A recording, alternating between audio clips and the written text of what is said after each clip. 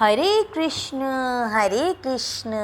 कृष्ण कृष्ण हरे हरे, हरे राम राम राम हरे हरे। श्लोक 16। हे राजन, कुंती पुत्र राजा युधिष्ठिर ने अपना अनंत विजय नामक शंख बजाया तथा नकुल और सहदेव ने सुघोष एवं मणिपुष्पक शंख बजाए। महान धनुर्धर काशीराज, परम योद्धा शिखंडी, धृष्टद्युम्न, विराट, अजय, सात्विक, द्रुपद, द्रौपदी के पुत्र तथा सुभद्रा के महाबाहु पुत्र आदि सभी ने अपने अपने शंख बजाए।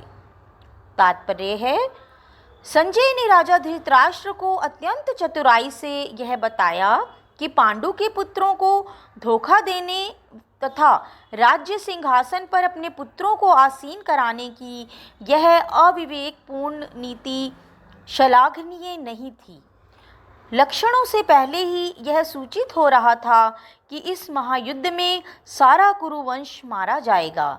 भीष्म पितामह से लेकर अभिमन्यु तक तथा अन्य पुत्रों तक विश्व के अनेक देशों के राजाओं समेत उपस्थित सारे के सारे लोगों का विनाश निश्चित था।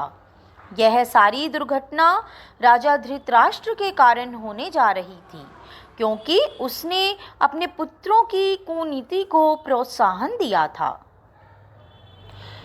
इन विभिन्न शंखों की ध्वनि कोलाहलपूर्ण बन गई, जो आकाश तथा पृथ्वी को शब्दायमान करती हुई धृतराष्ट्र के पुत्रों के हृदयों को विदीर्ण करने लगी।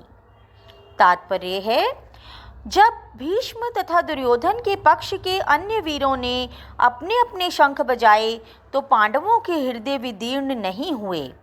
ऐसी घटनाओं का वर्णन नहीं मिलता, किंतु इस विशिष्ट श्लोक में कहा गया है कि पांडव पक्ष के शंखनाद से धृतराष्ट्र के पुत्रों के हृदय विदीर्ण हो गए। इसका कारण स्वयं पांडव और भगवान कृष्ण में उनका विश्वास है। परमेश्वर की शरण ग्रहण करने वाले को किसी प्रकार का भय नहीं जाता, चाहे वह कितनी ही विपत्ति में क्यों ना हो। उस समय हनुमान से अंकित ध्वजा लगे रथ पर आसीन पांडुपुत्र अर्जुन अपना धनुष उठाकर तीर चलाने के लिए उद्यत हुआ। हे राजन, धृतराष्ट्र के पुत्रों को व्यूह में खड़ा देखकर अर्जुन ने श्री कृष्ण से ये वचन कहे। तात्पर्य है, युद्ध प्रारंभ होने ही वाला था।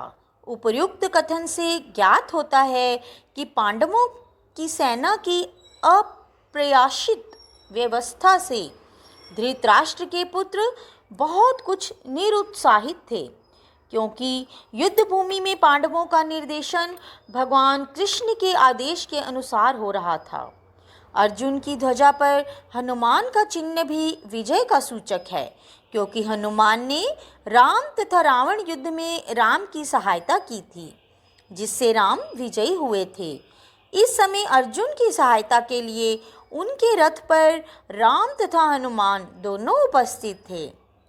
भगवान कृष्ण साक्षात राम हैं, और जहाँ भी राम रहते हैं वहाँ उनका नित्य सेवक हनुमान होता है तथा उनकी नित्य संगिनी वैभव की देवी सीता उपस्थित रहती हैं। अतः अर्जुन के लिए किसी भी शत्रु से भय का कोई कारण नहीं था। इससे भी अधिक इंद्रियों के स्वामी भगवान कृष्ण निर्देश देने के लिए साक्षात उपस्थित थे।